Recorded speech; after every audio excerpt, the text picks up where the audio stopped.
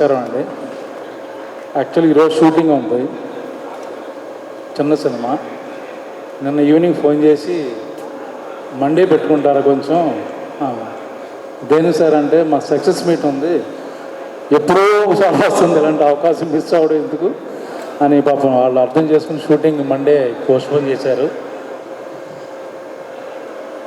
Cinema hit అయిందో లేదో తెలియడానికి నా ఎక్స్పీరియన్స్లో నాకు తెలిసి రివ్యూస్ కాదు, మాలాంటి యాక్టర్స్కి మార్నింగ్ షో అయిపోయిన తర్వాత మధ్యాహ్నం నుంచి ఫోన్లు వస్తుంటాయి, మెసేజ్లు వస్తుంటాయి.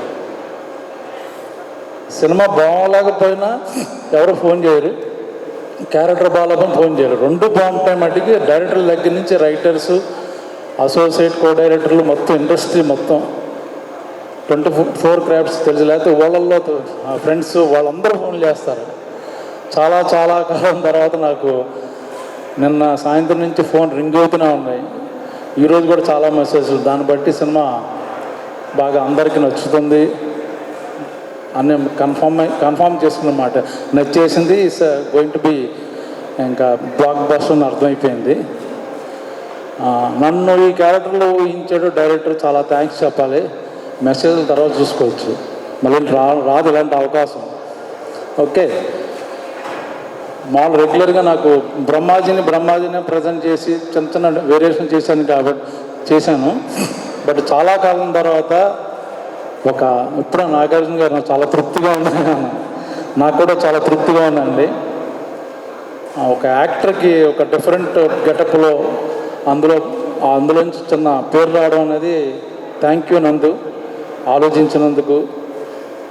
దాని వెంటనే ఈ క్యారెక్టర్ నన్ను అనగానే ఓకే చెప్పిన మా నాగ్ గారికి, అఖిల్కి చాలా థ్యాంక్స్.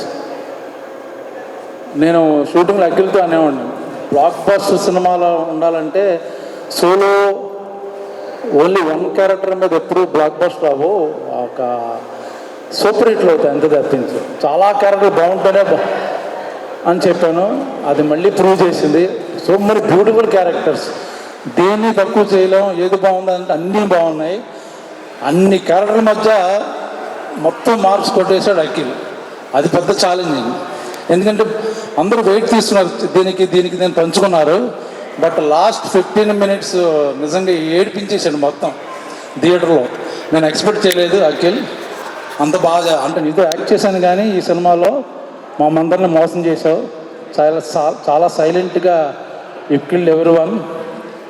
ఇంకా పక్కన హీరోయిన్ గురించి చెప్పాలంటే మొన్న లైట్స్ అక్కర్లేదన్నా, హీరోయిన్ గురించి ఇంకొకసారి సినిమా చూడాలనిపిస్తుంది. అమ్మాయి క్లోజప్లు కానీ అతని పెర్ఫార్మెన్స్ కానీ అంత బ్యూటిఫుల్, అంత గొప్ప టాలెంటెడ్ ఉన్న అమ్మాయితో నా కాంబినేషన్ చేశాను. చాలా చాలా చాలా భవిష్యత్తు ఉంది అమ్మాయి, చాలా పెద్ద రేంజ్లోకి వెళ్ళిపోద్ది. ఇంకా బృందా మాస్టర్ కానీ, ముఖ్యంగా మా శివాజీ, చాలామంది రివ్యూల్లో శివాజీ క్యారెక్టర్ ఆర్క్ లేదు ఆర్క్ అన్నారు. ఇన్నేళ్ళు అయింది ఇండస్ట్రీలోకి వచ్చాక, ఏంటో ఆర్క్ అంటే నాకు కూడా తెలీదు. అదేంటో ఆర్క్ ఎరక్కొడేసాడు, అద్భుతం. తను కుక్కతో మాట్లాడే సీన్ అయితే యాక్టర్గా నాకు గూస్ బంప్స్ వచ్చినాయి. ఒక్కడే కూర్చొని చేశాడు సోలో పర్ఫార్మెన్స్. జనరల్గా స్టార్ సినిమాలో అలాంటి సీన్ ఉంచరు, ఎడిటింగ్లో లేపేస్తారు. బట్ నాగార్జున గారు, అఖిల్ కొంత డిఫరెంట్ వాళ్ళు. ఫ్రమ్ ద డే వన్ మాకు తెలుసు, టాలెంట్ని ఎంకరేజ్ చేస్తారు. బాగా చేస్తున్నారంటే ఇంకా క్లోజులు నాగ్ గారు ఇంకా క్లోజప్ పెట్టండి బ్రహ్మాజీకి, లేకపోతే ఇంకా తీయండి, అలా అన్ని క్యారెక్టర్ మీద శ్రద్ధ తీసుకున్నారు. ఓన్లీ అఖిల్ ఏదో హిట్ కావాలని కాదు. That should be respectable film. మనం తర్వాత గర్వంగా చెప్పుకునే సినిమా ఉండాలని చెప్పేది ఏదో కమర్షియల్గా ఏదో చేసి కింద ఉన్నది కూడా హిట్ కాదు, ఇది చాలా మెమరబుల్ హిట్ అన్నమాట.